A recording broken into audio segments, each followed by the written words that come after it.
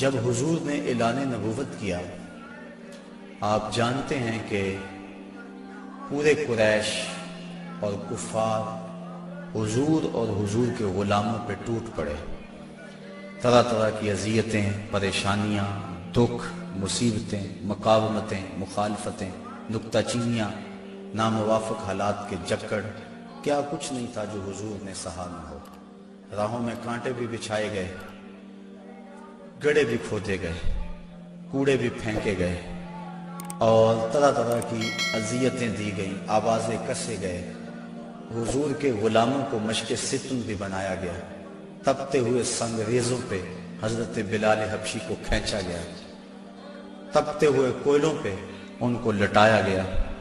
حضرت سمیہ کو مکہ المکرمہ کے ایک چوک میں ابو جہل نے قتل کیا۔ یہ اسلام کی پہلی شہیدہ ہے جن کے خون سے مکے کی سرزمین لالہ زار بنی۔ حضرت عمار ابن یاسر کی والدہ حضرت سمیہ رضی اللہ تعالی عنہا، ان کے خون سے مکہ لالہ زار ہوا۔ حضرت یاسر کو شہید کیا گیا۔ کون کون سے دکھ تھے اور دکھوں کی کون کون سی قسم تھی جو آزمائی نہ گئی ہو۔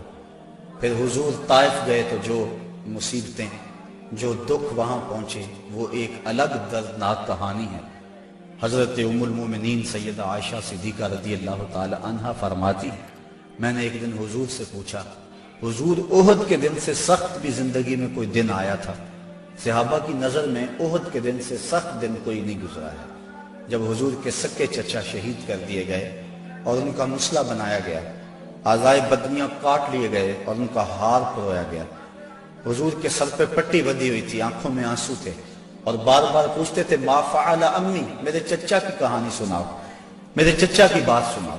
تو یہ سخت ترین دن تھا۔ تو عرض کی حضور کیا احد کے دن سے سخت دن بھی کبھی زندگی میں آیا؟ فرمایا ہاں عائشہ، جب طائف کے بازاروں میں تیری قوم نے مجھے پتھر مارے تو یہ دن احد کے دن سے بھی سخت تھا۔ ان کے 3 سرداروں کے پاس حضور پیغام حق لے کر گئے، ان کی ہمدردی کا جذبہ لے کر حضور تشریف لے گئے، لیکن انہوں نے حضور کی دعوت کو مسترد کر دیا، بلکہ اوباشوں کے ہاتھوں میں پتھر دیے، اور حضور جب واپس ہونے لگے تو ان کو 2 رویا کتاروں میں کھڑا کر دیا۔ وہ حضور کے پاؤں پہ پتھر مارتے تھے، حضور پاؤں اٹھاتے تو وہ دوسرے پاؤں پہ پتھر مارتے۔ شدت درد اور احساس کرب سے جب حضور بیٹھ جاتے تو ان کے 2 گنڈے آگے بڑھتے، حضور کو کندھوں سے پکڑ کر اٹھاتے اور پھر پتھر مارتے۔ فرمایا عائشہ، یہ دن احد کے دن سے بھی سخت تھا جب طائف کے بازاروں میں تیری قوم نے مجھے پتھر مارے تھے۔ شاب ابی طالب میں جو 3 سال کاٹے، بلا اس کو تاریخ کیسے بھول سکتی ہے؟ درختوں کے پتے کھا کھا کے گزر اوقات ہو رہی ہے، عورتوں کی چھاتیوں سے دودھ خشک ہو گئے۔ 3 سال سماجی بائیکاٹ کفار نے کر دیا، اور غلہ تک نہ پہنچنے دیا، وہاں پانی نہ پہنچنے دیا جاتا، اور وہ 3 سال دکھوں کی، اذیتوں کی ایک داستان ہے جو ختم ہوئی، لیکن پائے استقلال میں لرزش نہیں آنے پائی۔ جن کے مقاصد جلیل ہوں، راستے کی سختیاں ان کے قدموں کو روک نہیں سکتی ہیں۔ تکلیفیں، اذیتیں، مقاومتیں، دکھ، رکاوٹیں ان کے راہوں کو ختم نہیں کر سکتی، اور ان کے اٹھنے والے قدم آگے ہی بڑھتے رہتے ہیں۔ وہ تو پیچھے مڑ کے دیکھنا بھی توہین جستجو سمجھتے ہیں۔ تو راہ نہ بردے شوق ہے، منزل نہ کر قبول، لیلا بھی ہم نشیں ہو تو محمل نہ کر قبول۔ وہ تو آگے بڑھنا ہی زندگی کا حسن اور زندگی کا زیور سمجھتے ہیں۔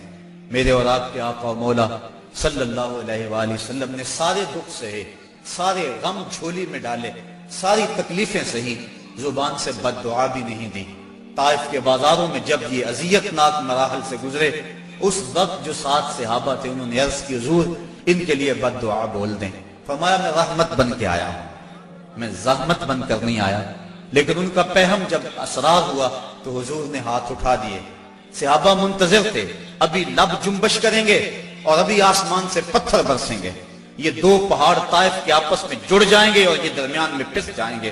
لیکن جب لب واہ ہوئے، کلمات کیا ترتیب پائے، اللہم اہد قومی فإنہم لا یعقلون، اے اللہ میری قوم کو ہدایت دے دے، یہ مجھے جانتی نہیں ہے، اگر جانتی ہوتی تو مجھے یوں پتھر نہ مارتی، میری راہوں میں پھول بچھاتی۔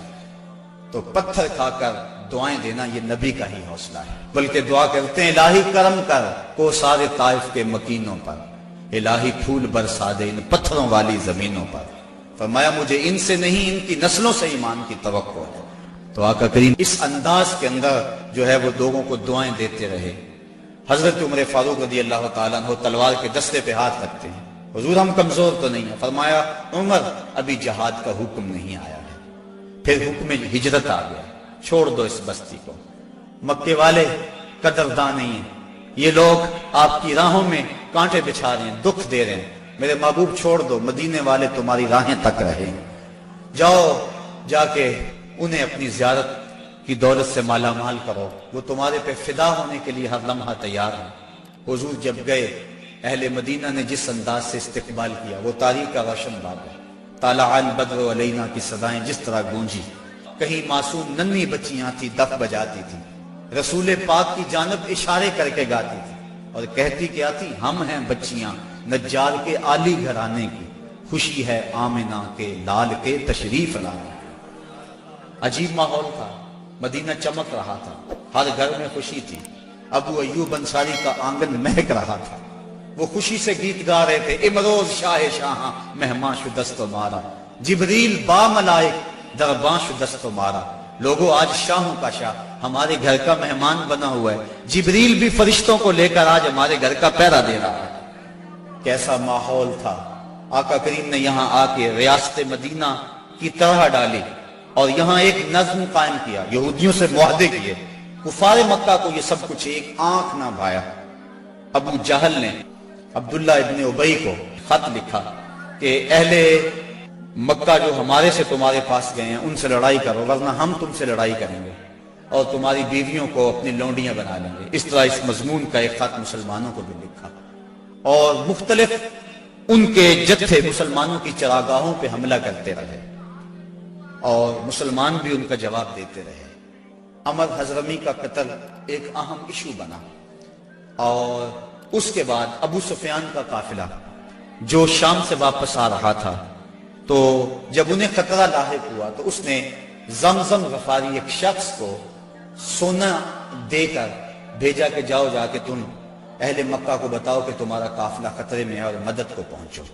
یہ ادھر سے چل پڑا، ادھر حضور کی پھپھی حضرت عاتقہ سلام اللہ علیہا کو خواب آیا کہ ایک سوار اونچی پہاڑی پہ چڑھ کے کہہ رہا ہے کہ اے اہل غدر اپنی قتل گاہوں کو 3 دن کے اندر اندر دھوڑو۔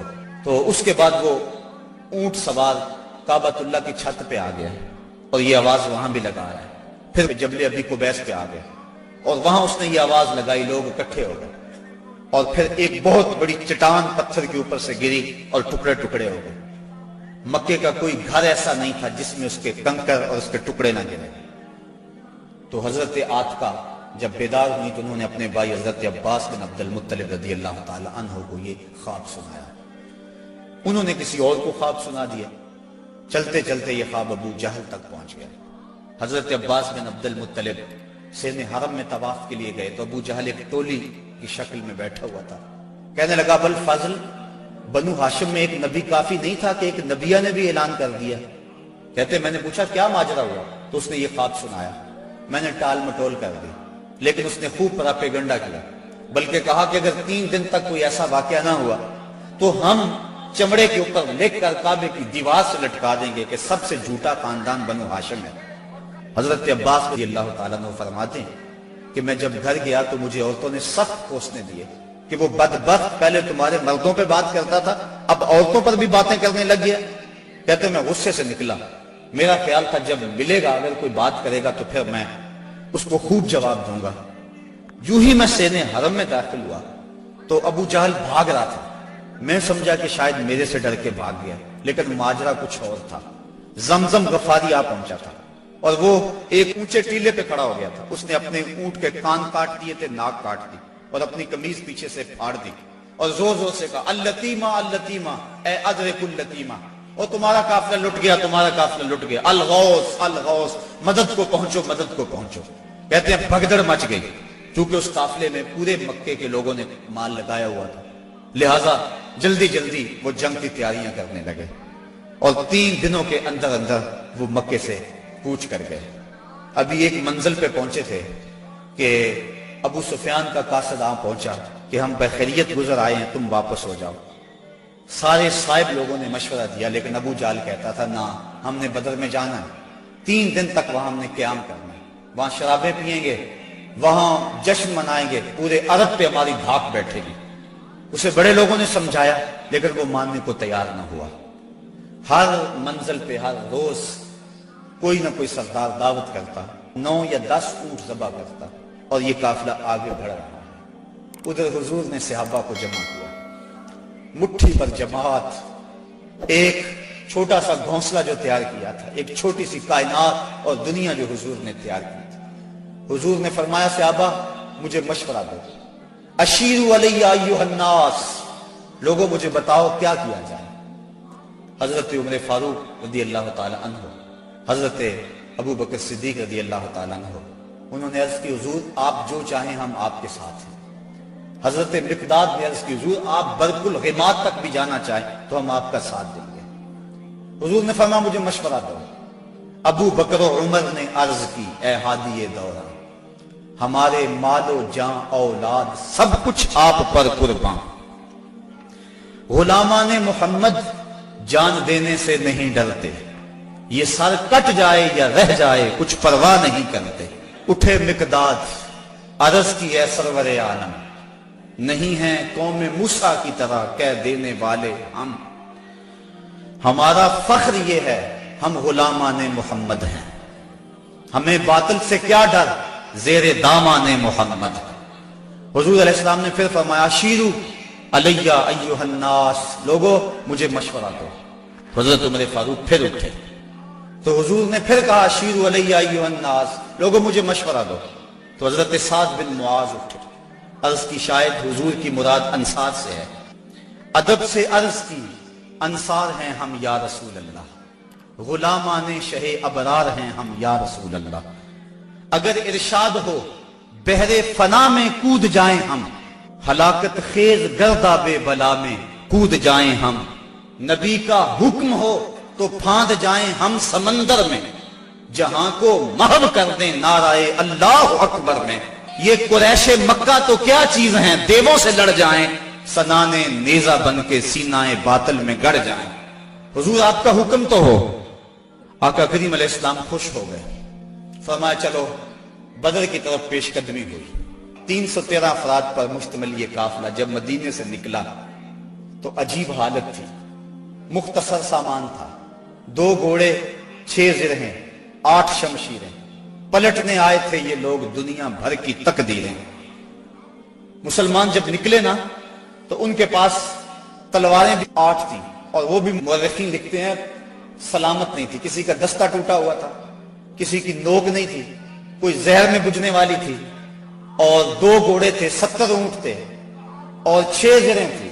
جن کے پاس تلواریں نہیں تھی انہوں نے کھجوروں کے ڈنڈے توڑ لیے۔ اللہ اکبر، کیسا منظر تھا، کیسا ماحول تھا۔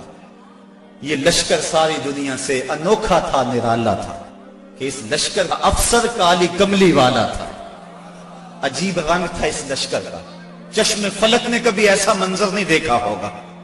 فاقہ مست لوگ جن کے بدن پہ پورے کپڑے بھی نہیں ہیں، اور دنیا کی اس وقت کی بڑی طاقت سے ٹکر لینے کے لیے پورے جذبوں کی فراوانی سے جب مدینے سے باہر نکلے تو یہودی اپنی دکانوں پہ بیٹھے ہوئے تھے۔ انہیں دیکھ کر کہنے لگے مسلمانوں تمہارے پاس نہ کوئی اسلحہ، نہ کوئی نیزے، نہ کوئی بھالے، نہ کوئی خنجر، نہ تیغ و تبر، تم کس راستے پہ جا رہے ہو؟ آلات حرب و ضرب تو تمہارے پاس ہے نہیں۔ تو مسلمانوں نے حضور کی طرف اشارہ کر کے کہا نہ تیغ و تیر پر تکیہ، نہ خنجر پر، نہ بھالے پر، بھروسہ ہے تو اس سادی سی کالی کملی والے پر۔ ہمارا تو آسرا حضور کی ذات ہے، ہم تو حضور کے سہارے جا رہے ہیں، بنا کر اپنے سینوں کی سپر آیات قرآن کو، بظاہر چند تن کے روکنے نکلے تھے طوفان کو۔ یہ چند لوگ میدان کی طرف بڑھ رہے تھے، حضور علیہ السلام نے 3 اشخاص کے لیے 1 اونٹ مقرر کر دیا کہ باری باری سوار ہو، اور اپنے لیے حضور نے 1 اونٹ تنہا مقرر نہیں کیا بلکہ اپنے ساتھ بھی 2 سوار مقرر کیے، حضرت ابو لبابہ اور حضرت علی المرتضیٰ رضی اللہ تعالیٰ عنہما اور خود حضرت علی المرتضیٰ اور حضرت ابو لبابہ نے عرض کی حضور ہم اپنی باریاں چھوڑتے ہیں آپ سوال ہیں۔ فرمایا نہ تو تم میرے سے طاقتور ہو کہ تم چل سکتے ہو پیدل میں نہیں چلتا، اور نہ مجھے ثواب سے بے نیازی ہے کہ ثواب تمہیں چاہیے مجھے نہیں چاہیے۔ فرمایا اپنی باری پہ تم سوار ہوگے، اپنی باری پہ میں سوار ہوں گا۔ محبت کے جوش میں یہ قافلہ آگے جا رہا ہے، عجیب حالت ہے، فاقہ مست ہے، کھجور کو چوس کے روزہ رکھتے ہیں، اسی کو چوس کے افطار کر لیتے ہیں۔ راستے کے اندر ایک جگہ آئی مرج الزبیہ، وہاں ایک چرواہا بکریاں چرا رہا تھا۔ ایک صحابی نے کہا سلم علی رسول اللہ صلی اللہ علیہ وسلم، یہ حضور ہے انہیں سلام کرو۔ وہ کہنے لگا میں تو نہیں سلام کرتا، میں تو سلام تب کروں گا اگر یہ بتائیں میری اونٹنی کے پیٹ میں کیا ہے۔ حضرت سلمہ بن سلامہ 9 خیز عمر ہے، چڑھتی جوانی ہے، انہوں نے اس کے پاس جا کر کہا یہ بات تو حضور سے پوچھتا ہے، یہ تو حضور کے غلام سے پوچھ لے وہ بھی بتا دے گا۔ فرمایا نزوت علیہا وفی بطنہا منکا ثقلا، حضور نے فرمایا بس کرو تم نے تو اس کو رسوائی کر دیا ہے۔ تو حضور آگے بڑھے۔ اب جب حضور وہاں پہنچے تو کافروں نے پہلے ہی اونچی جگہ پہ پتھریلے علاقے میں پڑاؤ ڈال لیا ہوا تھا، وہاں انہوں نے اپنے خیمے گاڑ لیے تھے، اور جس سمت حضور تھے یہ علاقہ نشیبی تھا اور ریت تھی، چلتے ہوئے پاؤں دھنستے تھے اور چلنا مشکل ہو رہا تھا۔ سخت گرمی، 17 رمضان، حضور علیہ السلام وہاں پہنچے۔ حضرت سعد نے عرض کی حضور اگر تو اللہ کا حکم ہے یہاں خیمے گاڑنے کا تو میں کچھ نہیں عرض کروں گا، لیکن اگر آپ رائے لینا چاہیں تو میرا خیال ہے ان کنووں کے آگے ہم اپنے خیمے نصب کر لیں تاکہ یہ کنویں ہماری پشت پہ چلے جائیں، اور ان کنووں کو پاٹنے بند کر دیں۔ تھوڑا تھوڑا پانی تھا کنووں میں اور وہ بھی بہت نیچے۔ اب جب حضور وہاں پہنچے، یہاں مورخ اسلام عفی جلندری نے وادی بدر کی فریاد کو بیان کیا ہے۔ وادی بدر نے جب اپنے دامن میں اترتے ہوئے ان مقدس مہمانوں کو دیکھا تو وادی بدر نے اللہ سے فریاد کی۔ سنو بدر نے کیا کہا، الہی کیا خبر تھی، ایک دن ایسا بھی آئے گا کہ تیرا ساقی کوثر یہاں تشریف لائے گا۔ خبر کیا تھی، یہاں تیرے نمازی آ کے ٹھہریں گے، شہید آرام فرمائیں گے، غازی آ کے ٹھہریں گے۔ مالک مجھے پتا ہوتا طوفان نوح میرے اوپر سے گزرا تھا، میں کوئی پانی جمع کر رکھتی، آج ان غازیوں کو، ان مجاہدوں کو میں پانی پیش کرتی، میں شبنم کے قطرے جمع کرتی رہتی، اور آج تیرے رسول کے غلاموں کو وہ پانی پیش کر دیتی۔ مجھے کیا پتا کہ میرے بھی مقدر جاگیں گے، تیرا ساقی کوثر یہاں جلوہ گر ہوگا، تیرے محبوب کے پیارے قدم اس خاک پہ آئے۔ الہی حکم دے سورج کو اب آتش نہ برسائے، میرے مالک سورج کو کہہ دے اب یہ تو نہ آگ برسائے، تیرے محبوب کے قدم اس دھرتی پہ آگے ہیں، اور میرے دامن سے جب تیرے محبوب کے غلاموں کو ہوائے گرم آئے گی تو مجھ کو رحمت للعالمین سے شرم آئے گی۔ یا اللہ میری فریاد پوری کر لے۔ اس وادی نے فریاد کی اور دعا کرتے ہوئے وادی نے کہا برائے چند ساعت ابر باران بھیج دے یا رب، برائے چند ساعت ابر باران بھیج دے یا رب، بہاراں بھیج دے یا رب، بہاراں بھیج دے یا رب۔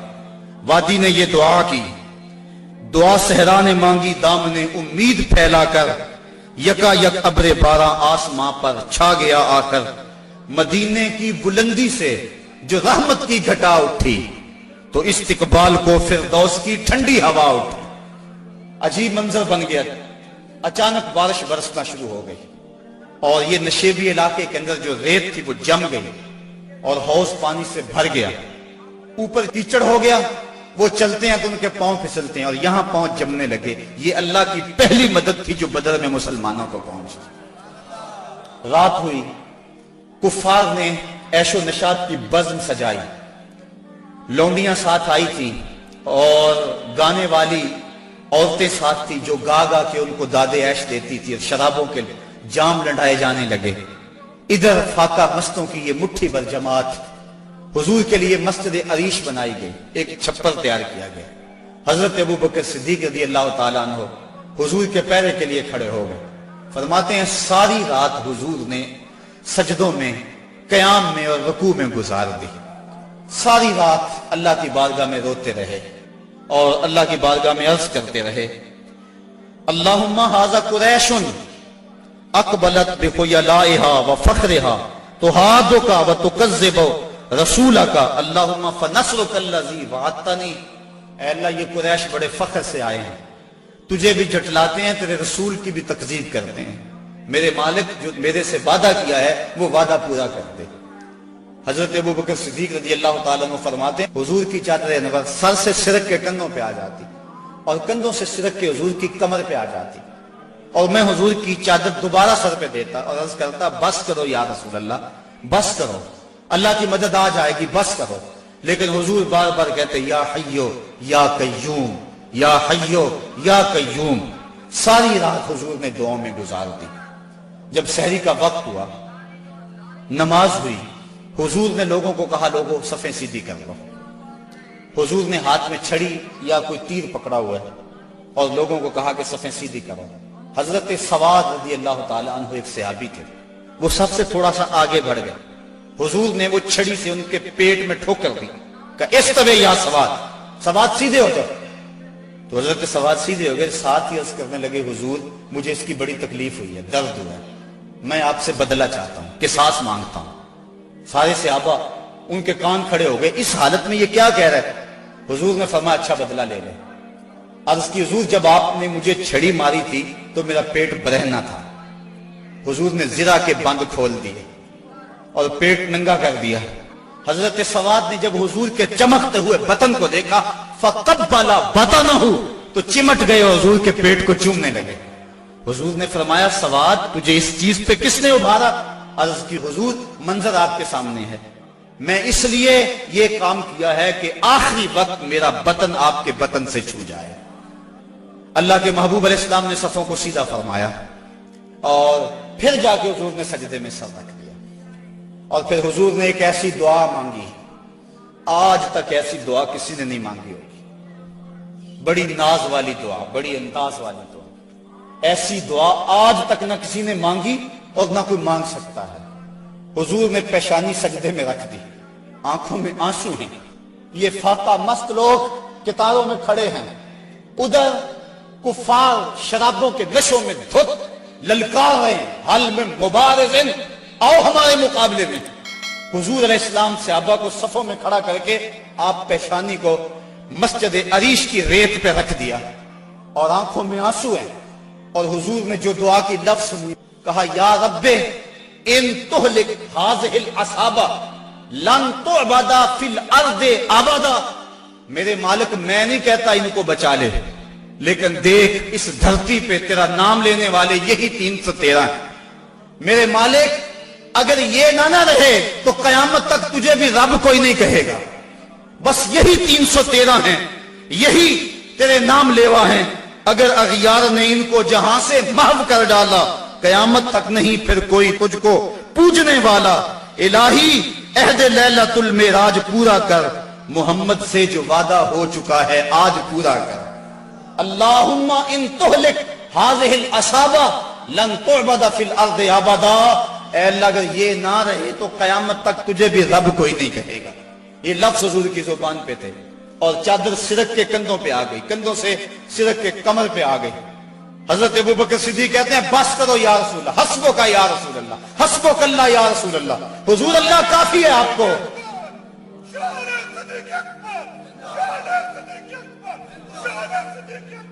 تو کہا حضور بس کرو بس کرو.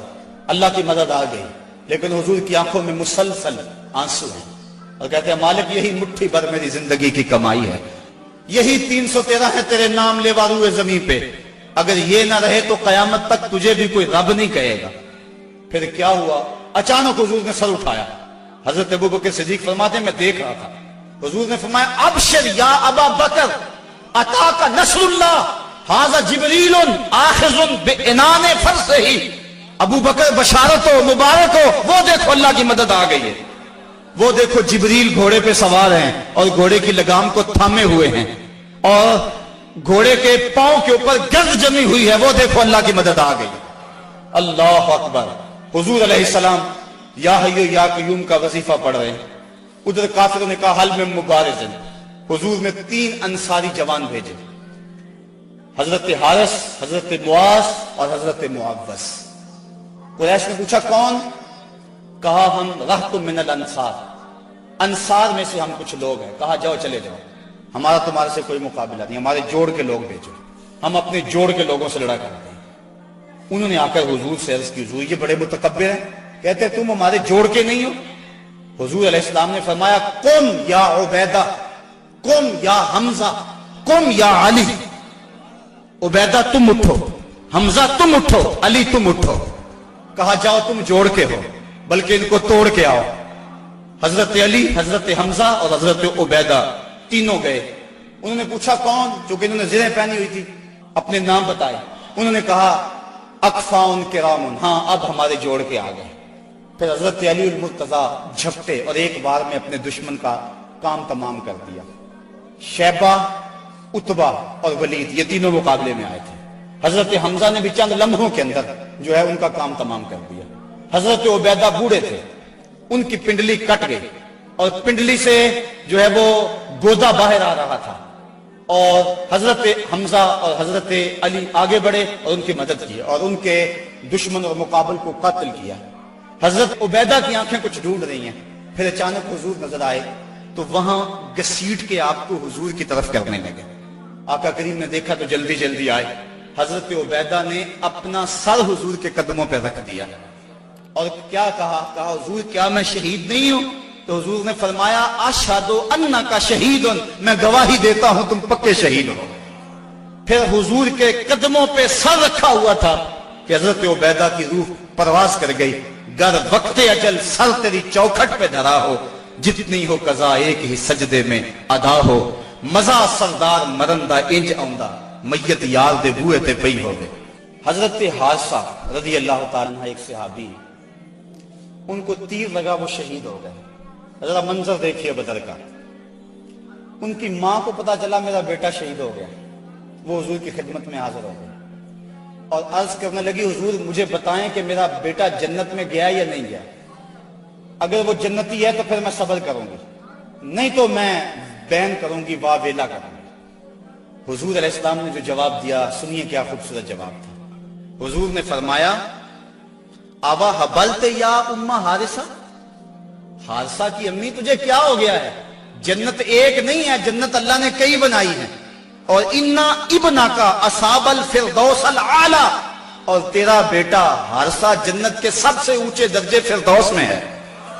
تو جب اس نے یہ بات سنی نا تو وہ خوشی سے جھومنے لگی، اس نے کہا بخ بخ لکا یا حارثہ، حارثہ واہ واہ مبارک ہو تجھے، تو جنت کا راہی بن گیا ہے۔ اللہ اکبر۔ اب حضور علیہ السلام اسی چھپر میں بیٹھے۔ حضرت علی المرتضیٰ فرماتے ہیں میں جنگ کرتا اور کئی کافروں کو جہنم رسید کرتا، پھر مجھے شوق ہوتا میں حضور کے پاس جاتا اور میں دیکھتا حضور سجدے میں سر رکھا ہوا ہے اور کہتے ہیں یا حیو یا قیوم، یا حیو یا قیوم، یہ لفظ ہے حضور کی زبان پہ۔ میں 3 مرتبہ گیا اور تینوں مرتبہ جو ہے وہ حضور کی زبان پہ یہی لفظ تھے اور سر سجدے میں تھا۔ اس کے بعد پھر گمسان کا رنگ پڑا اور کافروں نے یک بارگی حملہ کر دیا۔ حضرت علی المرتضیٰ سے روایت ہے، فرماتے ہیں جب سب نے یک بارگی حملہ کیا نا تو ہم نے کیا دیکھا کہ حضور بھی اٹھ کے آ گئے۔ اللہ اکبر۔ فلک سہما ہوا تھا کافروں کی چیرہ دستی سے، زمین شک ہو رہی تھی غلبہ باطل پرستی سے، مگر جب کملی والا آ گیا اٹھ کر مسلح سے، خدائی ہو گئی محفوظ کافروں کے حلے سے، صدائے نعرائے تکبیر سے تھرا اٹھی وادی، کہ امت کے ضعیفوں کی مدد کو آ گیا ہادی، نہتوں کو سہارا مل گیا دستے پیمبر سے، زمانہ گونج اٹھا نعرائے اللہ اکبر سے، فضا میں ہر سمت لہرا گیا اسلام کا جھنڈا، برائے اہل عالم امن کے پیغام کا جھنڈا۔ حضور مسلح سے اٹھ کر میدان میں آ گئے۔ فرماتے ہیں کہ میں نے دیکھا کہ کافروں پر سب سے بڑھ کر جو آگے حملہ کرتا تھا وہ اللہ کے رسول صلی اللہ علیہ وسلم۔ حضور بڑھ بڑھ کے حملہ کرتے تھے اور فرمایا قوموا الی الجنہ عرضها السماوات والارض، نکلو اس جنت کی طرف جس کی چوڑائی زمین و آسمان کے برابر ہے۔ حضور یہ پڑھتے جا رہے تھے قوموا الی الجنہ، بڑو بڑو جنت کی طرف۔ ایک صحابی تھے، اللہ اکبر، وہ کہنے لگے بخن بخن یا رسول اللہ، ارضها السماوات والارض، واہ واہ حضور، کیا جنت کی چڑھائی زمین و آسمان کے برابر ہے؟ حضور فرمایا ہاں، ارضها السماوات والارض۔ تو وہ کھجوریں کھا رہے تھے، انہوں نے کھجوریں پھینک دی، کہا پھر میرے اور جنت کے راستے میں یہ کھجوریں رکاوٹ بنی ہوئی ہیں، اور میدان میں کود گئے اور داد شجاعت دیتے ہوئے جام شہادت نوش کر لیا۔ پھر ابو جہل نے سوچا کہ یہ تو پانسا پلٹ گیا، تو اس نے کہا آواز دو، لنا عزا ولا عزا لکم، ہمارے پاس عزا ہے، تمہارے پاس عزا کوئی نہیں۔ تو حضور نے فرمایا تم بھی اونچی جگہ پہ چڑھ جاؤ، اپنے غلاموں کو فرمایا۔ اور جب وہ کہتے ہیں لنا عزا ولا عزا لکم، اور تم جواب کے اندر کہو اللہ مولانا ولا مولا لکم، اللہ ہمارا مولا ہے، تمہارا مولا ہی کوئی نہیں ہے۔ فرمایا یہ آواز دو، اب یہ آواز دی جا رہی، کیسا منظر ہے بدر کا، اللہ اکبر، حق اور باطل ٹکرا رہے ہیں۔ اللہ نے بھی اس دن کو یوم فرقان کہہ کے پکارا، حق اور باطل ٹکرا رہے ہیں۔ حضرت عبد الرحمن بن عوف رضی اللہ تعالیٰ عنہ فرماتے ہیں، عشرہ مبشرہ میں سے فرماتے ہیں میں کھڑا تھا کہ دو لڑکے آ گئے، نو عمر، کہنے لگے چچا ابو جہل کو جانتے ہیں؟ میں نے کہا بیٹا تم نے کیا کرنا ہے؟ کہنے لگے ہم نے قسم کھائی ہے یا مر جائیں گے یا ماریں گے، کیونکہ سنا ہے وہ حضور کو گالیاں دیتا ہے۔ میں نے کہا اس کے گرد تو بہت بڑا دستہ ہے ایک فوج کا۔ وہ کہنے لگے یہ دستہ اسرائیل کا راستہ نہیں روک سکتا۔ کہتے میں نے اشارہ کیا وہ ابو جہل ہے۔ کہتے ابھی میری انگلی اٹھی تھی، میں نے دیکھا شہبازوں کی طرح جھپٹ کے وہ ابو جہل کے اوپر ٹوٹ پڑے۔ لڑتے لڑتے ایک کا بازو کٹ گیا، لیکن اس کا چمڑا جو تھا وہ اڑا رہا، جس کی وجہ سے لڑتے لڑتے رکاوٹ ہوتی تھی۔ اس نے اپنے ہاتھ کو پاؤں تلے رکھ کے توڑ کے پھینک دیا۔ جو جہاد کے راستے کے اندر رکاوٹ بنتا ہے وہ اپنا بازو بھی ہو تو اس کو ہٹا دیں گے راستے سے۔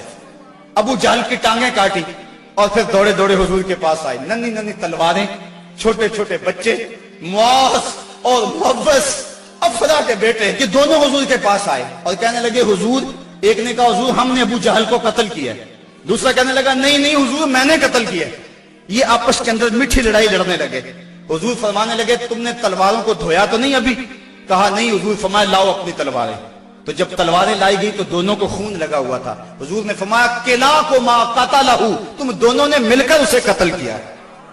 تو یہ غزوہ جاری تھا اور کافر کٹ کٹ کے گر رہے تھے اور اللہ تعالیٰ نے اسلام کو فتح دی۔ 70 کافر مارے گئے، 70 کافر موقع پہ قتل ہو گئے، 70 افراد کو گرفتار کر لیا گیا، باقی دم دبا کے بھاگ گئے۔ اور سخت سراسیمگی کا عالم، نعرے تکبیر کے لگ رہے ہیں، صحابہ حضور کو دیکھتے ہیں اور میدان جنگ کے اندر کود پڑتے ہیں۔ آواز آتی ہے اقدم ہیزوم، ہیزوم آگے بڑھو۔ صحابہ نے عرض کی حضور یہ ہیزوم کون ہے؟ اور آواز دینے والا بھی نظر نہیں آتا۔ فرمایا یہ جبریل کی آواز ہے، اور ہیزوم جبریل کے گھوڑے کا نام ہے۔ وہ اپنے گھوڑے کو کہتا تو بھی آگے ہو جا۔ شانہ بشانہ مسلمانوں کے جبریل بھی لڑ رہا تھا، وہ بھی جہاد میں تھا۔ اللہ اکبر، اللہ نے اسلام کی فتح کی، اسلام کو کامیابی دی۔ اللہ کے محبوب علیہ السلام نے اللہ کا شکر ادا کیا اور لڑتے لڑتے کئی مناظر آئے۔ حضرت عکاشہ کی تلوار ٹوٹ گئی تو وہ حضور کی خدمت میں حضور، حضور تلوار ٹوٹ گئی ہے، تو حضور کے ہاتھ میں ایک ڈنڈا تھا وہی اس کو دے دیا۔ فرمایا قاتل بہذا یا عکاشہ، عکاشہ اس کے ساتھ لڑو۔ کہتے ہیں جب یوں لہرایا تو وہ لوہے کی تلوار بن گئی اور ساری زندگی حضرت عکاشہ کے ساتھ وہ تلوار رہی۔ حضرت قتادہ کہتے ہیں کہ میرے یہاں تیر لگا آنکھ کے قریب اور آنکھ کا ڈیلا باہر آ گیا۔ میں حضور کی خدمت میں حاضر ہوا، حضور نے اپنا لعاب لگایا اور جہاں وہ ڈیلا تھا وہیں رکھ دیا۔ وکان اللہ یدری ایو عینیہ اصیبت، حضرت قتادہ کو پتہ نہیں چلتا تھا کہ آنکھ خراب کون سی ہوئی تھی، یعنی دونوں کی روشنی ایک جیسی تھی اور کوئی نشان بھی باقی نہیں رہا تھا۔ یہ حضور کے لعاب کی برکتیں تھیں۔ اللہ نے اسلام کو فتح دے دی۔ حضور علیہ السلام 3 دن وہاں قیام فرمایا۔ قیام فرمانے کے بعد حضور وہاں چلے، راستے میں ایک جگہ پہ حضور نے پڑاؤ کیا تو جبریل آ گئے اور جبریل نے کہا رضیتا یا رسول اللہ، حضور آپ راضی ہوئے ہیں کہ نہیں ہوئے ہیں؟ حضور نے فرمایا میں راضی ہو گیا ہوں۔ کہا مجھے اللہ نے کہا ہے کہ میرے محبوب سے پوچھ کر آنا ہے، اگر اجازت دے تو آنا ہے، تو میں اجازت چاہتا ہوں۔ حضور فرمایا چلے جاؤ۔ حضور نے حضرت عبداللہ بن رواحہ اور حضرت زید بن حارثہ رضی اللہ تعالی عنہما کو کہا تم ذرا آگے چلے جاؤ اور اہل مدینہ کو خبر دو کہ اللہ نے اسلام کی فتح عطا فرمائی۔ یہ آگے آگے چلے گئے۔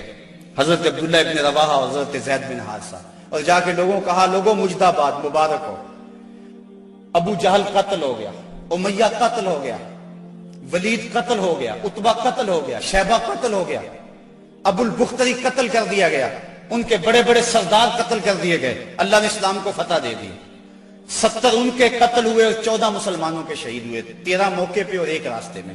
اب منافق تو کہہ رہے تھے اتنی بڑی قوم سے ٹکرانا یہ ان کے بس کی بات ہی نہیں ہے، ان کے پاس تو کھجوروں کے ڈنڈے تھے، تلواریں بھی کن تھی، یہ کیسے لڑے ہوں گے؟ وہ کہنے لگے غلط کہتے ہو، غلط کہتے ہو، تمہاری عقل کو کچھ ہو گیا ہوا ہے۔ بلکہ ایک منافق نے کہا کہ زید بن حارثہ جس اونٹ پہ سوار ہیں وہ تو حضور کا ہے، اس کا مطلب ہے کہ حضور نہیں ہے، یہ ان کے اونٹ پہ بیٹھا ہوا ہے۔ حضرت اسامہ بن زید کہتے ہیں کافروں نے اتنا پراپیگنڈا کیا منافقوں نے کہ مجھے بھی شک ہو گیا، میں نے اپنے باپ سے پوچھا کہ ابا جی واقعی مسلمانوں کو پتہ ہوئی ہے؟ تو میرے باپ نے کہا بیٹا کیا کہتے ہو، اللہ نے اسلام کے جھنڈے گاڑ دیے ہیں۔ اللہ اکبر۔ حضرت عاصم بن عدی کہتے ہیں میں نے حضرت عبداللہ ابن رواحہ کو ایک طرف کیا، میں نے کہا احقن ما تقول یا ابن رواحہ، اے رواحہ کے بیٹے جو تم کہتے ہو حق کہتے ہو؟ انہوں نے کہا ای واللہ، اللہ کی قسم ایسا ہی ہوا ہے، ایسا ہی ہوا ہے، کافر بھاگ گئے، اللہ نے اسلام کو فتح دے دی۔ کہتے ہیں کہ جب انہوں نے یہ گواہیاں دی تو جو بچے تھے نا مدینے میں وہ باہر گلیوں میں نکل آئے اور اونچی اونچی آواز کیا لگاتے تھے؟ وہ کہتے تھے قتل ابو جہل الفاسق، وہ فاسق ابو جہل قتل کر دیا گیا، قتل کر دیا گیا۔ اور اب وہ تیاریاں کرنے لگے حضور کے استقبال کی۔ آقا کریم جب تشریف لائے وہ منظر مدینے کا دوبارہ تازہ ہو گیا، اور آج میں اس کو مختلف خطبے سید سے پڑھ رہا تھا، کیسا وہ خوبصورت منظر کہ جب حضور تشریف لائے حضور کے چہرے پہ طمانیت کا نور تھا، چہرہ چمک رہا تھا، اور جب حضور نے قدم مدینے میں رکھے تو بنو نجار کی وہی بچیاں دف لے کر آ گئی، اور انہوں نے چھتوں کے اوپر چڑھ کر وہی گیت جب حضور آئے تھے تو گایا تھا، آج پھر ان کی زبان پہ ہے طلع البدر علینا من ثنیۃ الوداع وجب الشکر علینا ما دعا للہ دائی، کہ وہ دیکھو چاند طلوع ہو گیا وداع کی پہاڑیوں سے، وہ دیکھو چاند چڑھ گیا ہے۔ اور حضور یوں تشریف لائے مدینہ کے اندر، اللہ نے اسلام کی عظمت کے جھنڈے گاڑ دیے، اور اس دن کو میرے رب نے بھی یوم فرقان کہہ کے پکارا۔ 22 رمضان کو حضور نے مراجعت فرمائی، اور جمعے کا دن تھا جب حضور مدینہ شریف پہنچے۔ اللہ تعالیٰ نے اسلام کو فتح دے دی، مٹھی بھر جماعت، 313 افراد، اور ان کے بدن کے اوپر چیتھڑے تھے، بلکہ عمیر بن وہب یہ ابو جہل کا جاسوس تھا، اس نے کہا جا مسلمانوں کی تعداد دیکھ کر آ کتنی ہے۔ عمیر بن وہب جب واپس پلٹا تو اس نے طلاع دی کہ میں نے خوب وادیاں ٹیلے دیکھے ہیں، کمک بھی پیچھے موجود نہیں، وہ صرف 3 اونٹ کھا سکیں گے، یعنی صرف ان کی اتنی تعداد ہے۔ ابو جہل کہنے لگا پھر تو 300 کے آگے پیچھے، کہا ہاں، کہا ان کے پاس اسلحے بھی بڑے تھوڑے، بدن پہ جو کپڑے ہیں ان کو پیبند لگے ہوئے، پیٹ بھی ان کے کمر سے جڑے ہوئے۔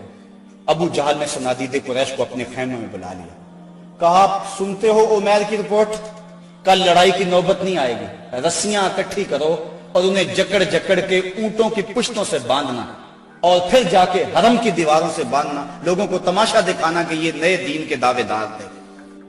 جب صنادید قریش کو بلا کر یہ رعونت بری بات ابو جہل نے کہی تو عمیر جو مسلمانوں کو دے کر آیا تھا اس نے جو جملہ کہا وہ سنیے۔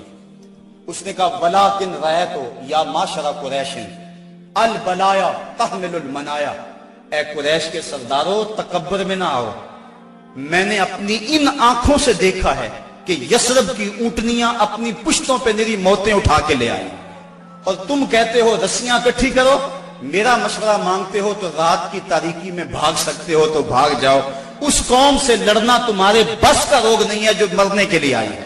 اور میں نے زخمی سانپوں کی طرح انہیں پیچ و تاب کھاتے ہوئے دیکھا ہے، واللہ کل ان میں سے کوئی مرے گا نہیں جب تک تم میں سے ایک ایک کو لڑ نہیں جاتا، اور اگر اتنے لوگ تمہارے مر جائیں تو پھر افسوس ہے تمہارے جینے پر۔ تم کہتے ہو رسیاں کٹھی کرو، میرا مشورہ مانو تو رات کی تاریکی میں بھاگ جاؤ، اس قوم سے لڑنا تمہارے بس کا روگ نہیں۔ پھر اگلے دن میرے رب نے بھی اس دن کو یوم فرقان کہہ کے پکارا۔ ہم جب 313 تھے تو جبر کے خلاف یوں کھڑے ہوئے اور ظلم کا سر بھی توڑا اور فخر بھی توڑا۔ آج دنیا کے اوپر 1 ارب 40 کروڑ انسان درماندہ، خستہ اور بدحال ہیں۔